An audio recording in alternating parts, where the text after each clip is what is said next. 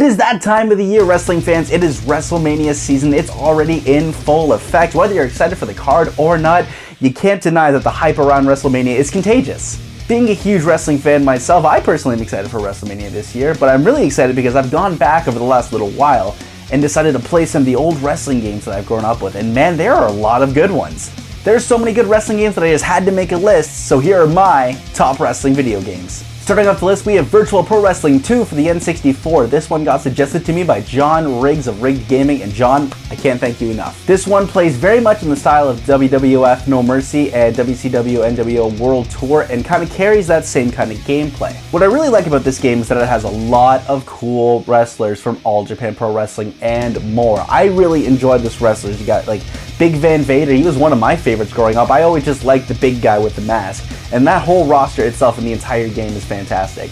There's also good replay value trying to unlock everything in the game, and the best part about that is that you can unlock both the American like WCW moves and you can unlock the WWF moves, which is fantastic because it leads to the most advanced creative wrestler I have ever seen.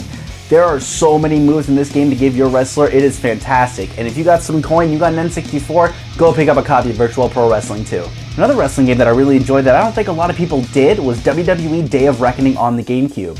The first thing I noticed is that the controls were very similar to the old wrestling games in the N64. This was a blessing because it made the transition going from the older generation to the newer generation of the GameCube so much easier, and I was just so thankful for it. Another thing that I really enjoyed about Day of Reckoning was the story mode that it had into it.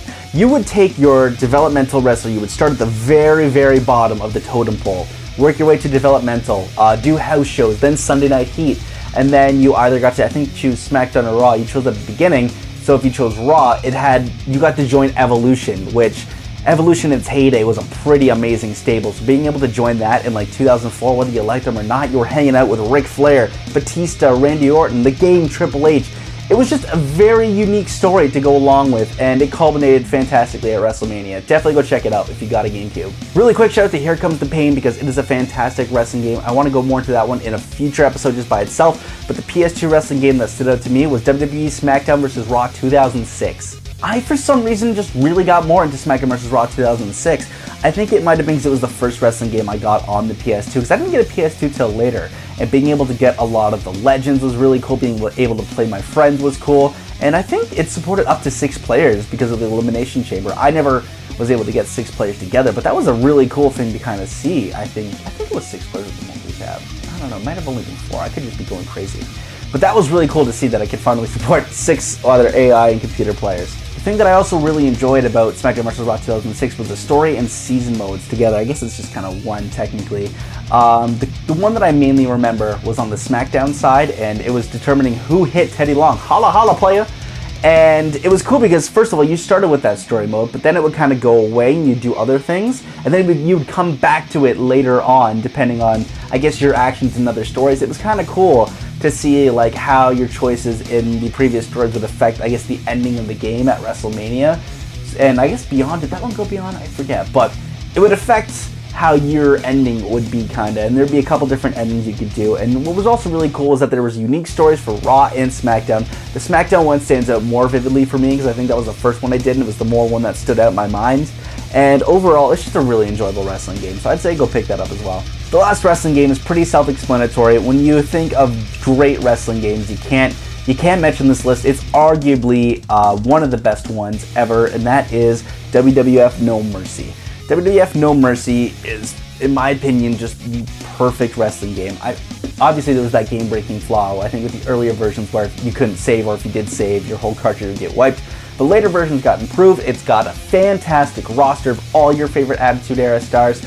So maybe those of us born and who watched during the Attitude Era are more sentimental to that because it had a lot of our more favorite wrestlers.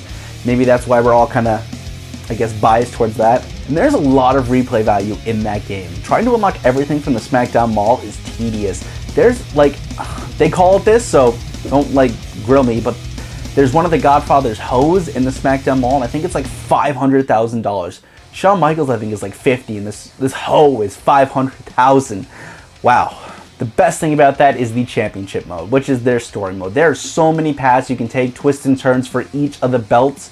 And even when you think you've beat the one path, it says now go explore all the other ones. That means you have to say, win 2 matches, lose your 3rd, win your like 4th, lose your 5th, and you gotta always tweak that order. It will take you so long to get 100% to the point where I have never gotten 100% on any of the stories. That is amazing, the replay value just in that alone.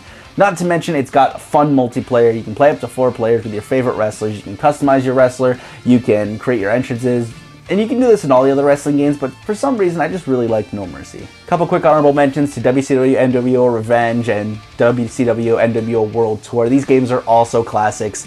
I think World Tour is Sean Long's favorite wrestling game. I think that's his favorite one. I think he was telling me that.